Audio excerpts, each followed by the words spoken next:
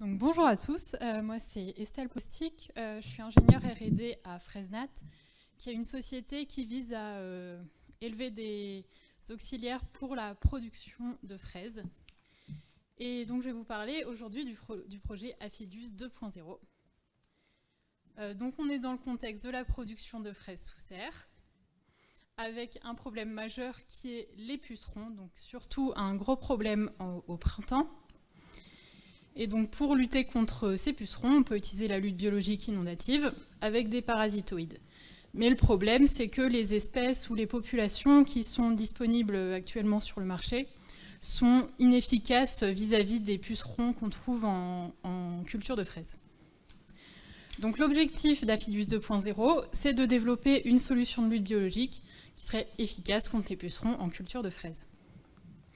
Donc nous, dans le cadre du projet, on se concentre sur 4 espèces de pucerons qui sont celles qui posent le plus de problèmes en culture de fraises au printemps. Et on élève 2 espèces de parasitoïdes, un spécialiste et un généraliste. Le premier objectif du projet, c'est d'optimiser l'élevage des parasitoïdes. Donc pour cela, on travaille sur leur variabilité génétique et sur leur hôte d'élevage.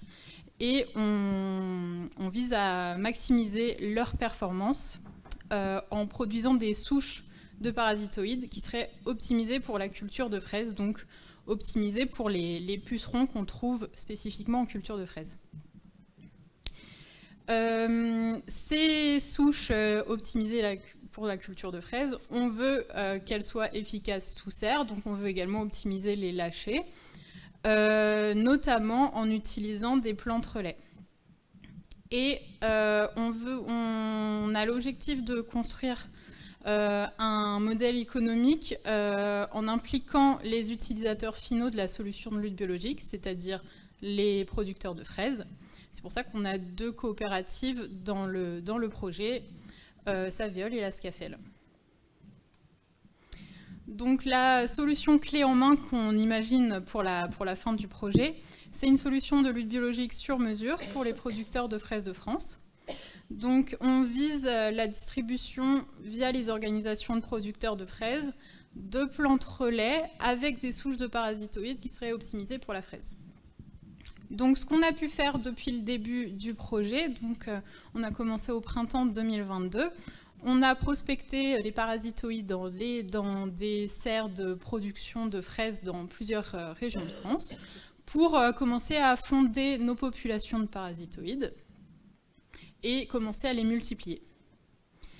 Et on est en train de mettre en place des sous-populations de ces parasitoïdes avec soit une faible diversité génétique, soit une forte diversité génétique initiale.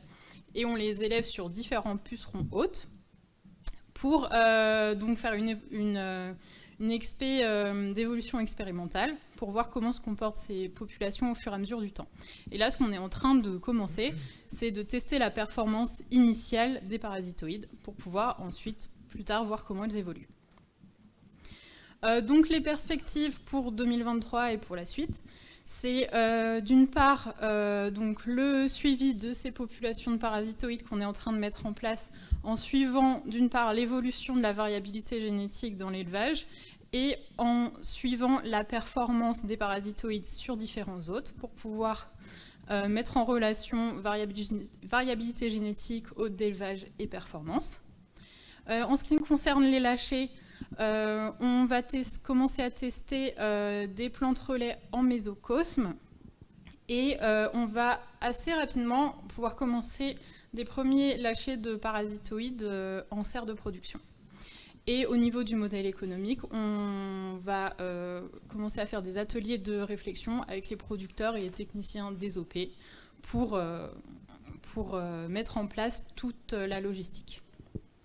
Donc merci beaucoup à tous les partenaires du projet et merci à vous pour votre attention. Merci Estelle.